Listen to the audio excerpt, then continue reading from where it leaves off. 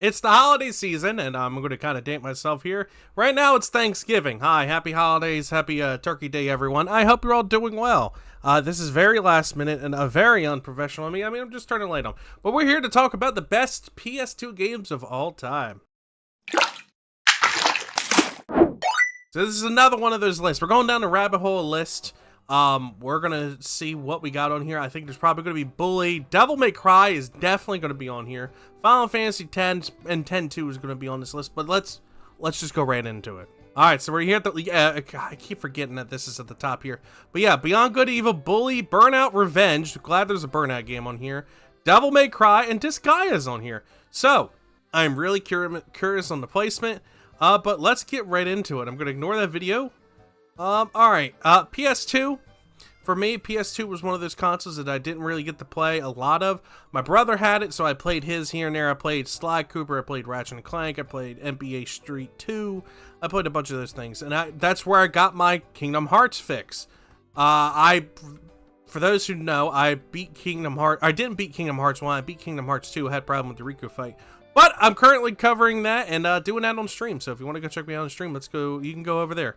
But let's go into it. Guitar Hero. I'd be very surprised if Guitar Hero wouldn't be on here.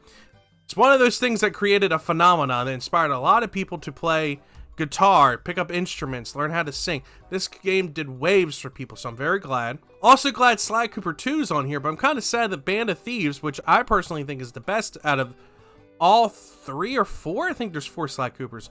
Out of the series, I think Band of Thieves is like the best. Because you got to play as everyone, and it was very good. But I'm kind of sad it's down here. Ico. This is like along with the what is it? The Shadow Colossus that came out at the time. I never played it, but I've heard it's good, and I have it back there behind me. Maybe one day we'll get to it. But it's good to see that they recognize that. And speaking of which, NBA Street Volume 2. One of the most played sport games I have besides Wii Sports and Wii Sports Resort. I spent hours grinding and playing NBA Street 2. This was fun. I really enjoyed it. And to this day, it's still probably one of my favorite sports games. Kingdom Hearts 2. I'm really surprised this is not higher. A lot of people ran and raved that this was the best Kingdom Hearts. But it's good to see that Kingdom Hearts is on here. So I'm curious if they're going to put Kingdom Hearts 1 over Kingdom Hearts 2. We'll see. But Kingdom Hearts 2, very good. It's up here and gets represented.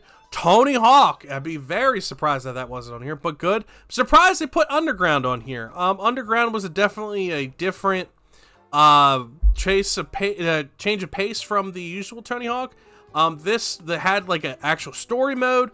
It had a very good, well-written story overall, honestly, between Bam Margera and Tony Hawk and all that stuff. They had a huge soundtrack lineup with like 70 different ones.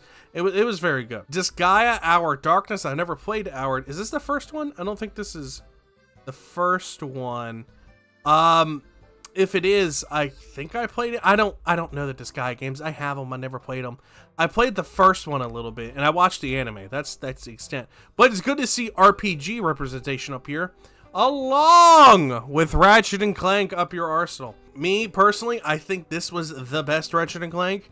I've really had fun with this. This was fun between all the new gadgets, the mini games, and I never played the online mode, but I hear it was fun. It was very ambitious at the time, but I heard it was fun. Beyond Good and Evil, that's a good representation of a cult classic right there, which I think they're making a new one. I'm not sure on that, but I believe they mentioned something about a new one. I don't know. But if you haven't played Beyond Good and Evil, look it up. Highly recommend it. My favorite racing games of all time are the Burnout series. I like Gran Turismo with the realism of the cars and all that stuff, but Burnout definitely had a lot of fun. Paradise City is the one where I spent the most time. I spent, I think my 11th grade year, that summer, I played Paradise City on the PS3. Oh, it just takes me back. It was such a good, sweet time. Psychonauts is one I never played, but I hear it was like it was a coming of age story, and a lot of people ranted and rave about it, like saying it's very, very good. So there you go. Go play Psychonauts. I don't know how much to say on that, but it's good that they threw the cult classics up there. Devil May Cry 3 is 14. It's like mid-tier of the list. Kind of surprised. I thought it would be higher, but maybe they put the other Devil May Cries on here. Very good slice 'em up action game. Go play it. Very good. Katamari Damacy. I'm actually very happy that this is on the list. This is a lot of games that people, like the series, a lot of people get turned off of because how silly it is. I highly recommend you go play it. It's a fun, mindless, good time. You just go around collecting a bunch of stuff in this weird, wacky world. It is hilarious. It's a very good, fun time. I enjoy it. It's especially fun to play with friends, sit around and get a little tipsy and just enjoy life, you know? Jak 2. My favorite Jak and Daxter. I played a lot of Jak 1 and I played the hell out of Jak 2. I had the most fun part for me was just riding around on the scooters, running around the city doing stupid stuff. That was the fun. It was like a mini GTA, but like Jak and Daxter style. Very fun. Love Jak and Dax series, or I love the Jak series. So good. So good. Bully was a weird game, but a good game. A lot of people were turned off at first by Bully, but this was one of Rockstar's like standout titles. It was hilarious. You go through as this kid who needs to work his way up through all the social classes. You work with the nerds, you work your way with the popular kids. It was a very funny, very good, well thought out game. Rockstar knocked it out of the park with this. Very good. Highly recommend. They have it on the Wii. They remastered it recently, I believe. Go check it out if you haven't. Or download the emulator, which, you know, I don't stand by that, but, you know, you gotta do what you gotta do. God of War series, not much to say. Very good. Still very relevant with God of War Ragnarok and all that stuff that just came out as of late. If you don't know God of War, look it up. Very good. You should play it. Okami. I am surprised. We just saw Final Fantasy X. I am surprised this isn't higher on the list, but I'm glad it's here, period. The art style with Okami is great. The puzzles that's in this game is great. The story is so good. Okami is a 10 out of 10 good game. Highly recommend. Really go play it. You guys won't be disappointed. And then one of the most memorable Final Fantasies out there, 10. Final Fantasy X. I was going to say 10-2. Leading the way with the PS2. I believe this was the launch title, if I remember correctly. Final Fantasy X was amazing. It did some big changes for the series. It fully threw it into this CGI world with the cutscenes. It brought it to the real 3D space that it wanted to be in at the time. It did so well. Stories 11 out of 10. Most memorable. A lot of people's favorites. This and 7 are like the top 2 for a lot of people in the community. Silent Hill 2. One of the best horror games of all time. The Silent Hill franchise is up there in peak of, you know, high-ranking horror stories and horror series. I'm surprised they didn't put any of the other ones up here. My favorite, personally, is Shattered Memories, but I think I liked it because I had that effect on the Wii where like they would tell the stories and speak through you through the Wii remote and did a bunch of things with the Wii. But overall, Silent Hill 2 is such a good story. It's one of those nightmares that can like get under your skin. It's very good. And there's one that Coco Ghost. You might know her. I interacted with her a lot because of Strotori. Coco, she loves this game. She is a big Silent Hill fan, and I understand why. Same for Princess Dank. They really love the Silent Hill series. Metal Gear Solid 2, Sons of Liberty. I've never played Sons of Liberty. This is the era that I didn't play Metal Gear Solid. I have it. I'm eventually going to get to it. But I hear it's one of the most brilliant games out there. One of my coworkers and friends rants and raves about Sons of Liberty all the time. They really love it. They said it's their favorite. Out of everything, including up until recent, this is their favorite. I'm assuming it's good because even here they said one of the most diverse and brilliant games of all time. I will say, I will give IGN this. Their lists have been pretty on point, so they're on to something with this. I highly recommend you go play it. I'll get to it eventually. Like I said, I already have it part of my collection. I'm gonna get there. Now, Grand Theft Auto Vice City. This is the one that revolutionized it. This was like perfection for a lot of people. This is the sequel to Grand Theft Auto 3. This is what really paved the way for Grand Theft Auto 4.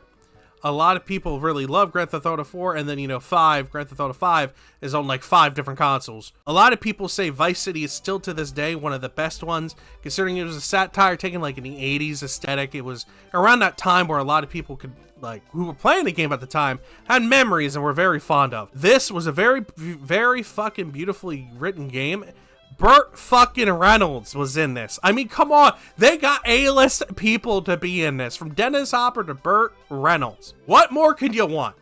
Great. I honestly, I probably would put this at 1, depending on the list, but this might be my number 1. Grand Theft Auto was good. Resident Evil 4, another big shaker of the series. This is where they definitely took a turn for a different pace for the Resident Evil game. Some may say it was for the worse. Some might say it was for the better. They definitely fixed it with, I don't know, the remakes. With Resident Evil 4, they did a very good job. The story was great. The action was great. The multiplayer was fantastic. Everyone loved it. Shadow of the Colossus. You're a man running around trying to kill these big monsters for love. It's a puzzle boss game. It's fantastic. Not much to say. It's very beautiful. Even the remaster somehow made it more beautiful. Overall, this game, fantastic. Probably would keep it here. Snake Eater was this was good. This was good. It basically took a step back and like redid it a little bit. I think this was one of the best entries. A lot of people think of this as the best entry. Honestly, there's not much to say. Go watch or play Snake Eater. There's probably plenty of gameplays out there. Probably a lot of people have played it. I haven't looked, but there's probably a lot of people out there. It's a self-contained experience, which is very good because you don't have to play any other games to understand it, but it's still one of the best things out there, man. It's so good. And then San Andreas. This raised the bar in 2004 of the open world concept. San Andreas was top peak Grand Theft Auto for years to come until Grand Theft Auto 5, which, you know, everyone plays to this day, multiplayer, This is still one of the best. A lot of people really love the RPG elements of it. It was top notch. I mean, there's not much to say. A lot of memorable stories, a lot of memorable moments out of it. Top notch. So, hold on. Oh, so these are the readers voted. I mean, yeah, I get it. God of War was number 1. God of War 2 was number 2. Sons of Liberty was in 3rd place. I get that. Snake Eater was 4. Resident Evil 4 was 5. Grand Theft Auto Vice City was placed above San Andreas, which I totally get. We talked about. Then Shadow Colossus 3, and then Devil May Cry 3. That's interesting. All these minus God of War 2 were in this list. That is very, very interesting. So as you see, IGN, once again, they were on point with the list. Let me know what you guys think. If I had to put anything here, I might add a Twisted Metal. But honestly, this list is very solid. I'm very surprised they only put 1 of the Devil May Cry's in here, but put a bunch of Grand Theft Autos. That's like the only nitpick I would have of this list. I think it was fantastic. Let me know what you guys think down below, and I will see you all later, and happy holidays. Bye-bye!